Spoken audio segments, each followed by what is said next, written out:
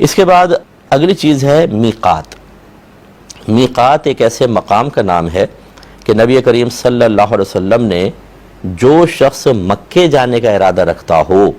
اسے اس مقام سے بغیر احرام کے گزرنا منع فرمایا ہے، اسے کہتے ہیں میقات۔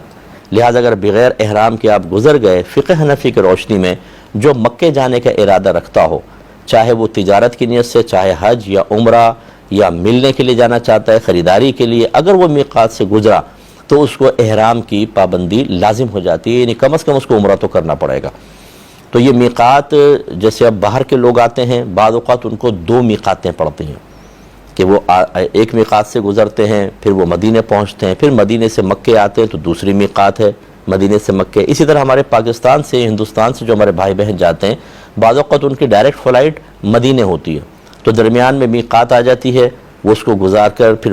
مدینے پہنچتے ہیں، پھر وہاں سے مکہ آتے ہیں بالفرض، تو ایک اور میقات آتی ہے۔ تو اگر 2 میقاتیں فرض کر لیں کہ آپ کے درمیان میں آتی ہیں،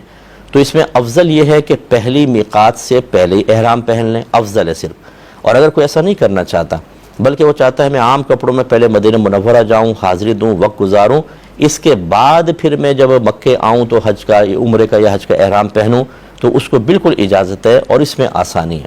اگر آپ ڈائریکٹ مدینے جا رہے ہیں اور پہلے ہی پہن لیں گے اور 8 دن آپ احرام کی حالت میں وہاں رہیں گے تو بہت مشکل ہے اس کی پابندی اختیار کرنا۔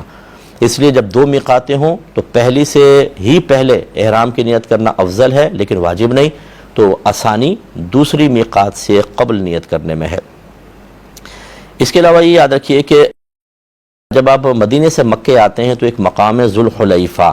یہ ان کی میقات ہے، ادھر گاڑی والے ٹھہر جاتے ہیں، مسجد ہے وہاں، باقاعدہ غسل وغیرہ کر کے آپ وہاں کر سکتے ہیں۔ اور جو ہمارے ہندوستان پاکستان سے ڈائریکٹ جدہ جا کے پھر مکے جانے کا ارادہ رکھتے ہیں، ان کی جو میقات ہے وہ یلملم ہوتی ہے اور وہ جہاز میں بیچ میں آ جاتی ہے، جیسے جہاز والے اعلان کرتے ہیں، لیکن جیسے کہ میں نے آپ کو عرض کیا کہ جیسے ہی آپ جہاز میں بیٹھے نیت کر لیں۔ بعض لوگ انتظار کرتے ہیں جب وہ اعلان کریں گے تو ہم کریں گے، اب وہ کھانا وغیرہ کھا کے نیند کا اتنا غلبہ ہو جاتا ہے کہ انہیں پتہ ہی نہیں چلتا، وہ اعلان ہو رہا ہے اور وہ میقات کراس کر گئے، دم لازم ہو جائے گا۔ دم کا مطلب ایک بکرا یا دمبا آپ کو ذبح کرنا پڑے گا، اس لیے فوراً جہاز میں بیٹھتے ہی آپ نیت کر لیجئے گا۔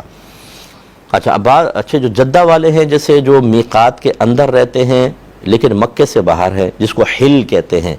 یہ لوگ اپنے وہیں سے نیت کر لیں گھر سے ہی، تب بھی ٹھیک ہے، اور چاہیں تو جیسے مسجد عائشہ آنے کے بعد پھر نیت کر کے مکے میں داخل ہوں، دونوں چیزیں درست ہیں۔ وہ جدہ سے بھی نیت کر سکتے ہیں، ان کے لیے مسجد عائشہ خاص آنا کوئی لازم نہیں ہے، ٹھیک ہے، تو وہ فوراً نیت کر سکتے ہیں۔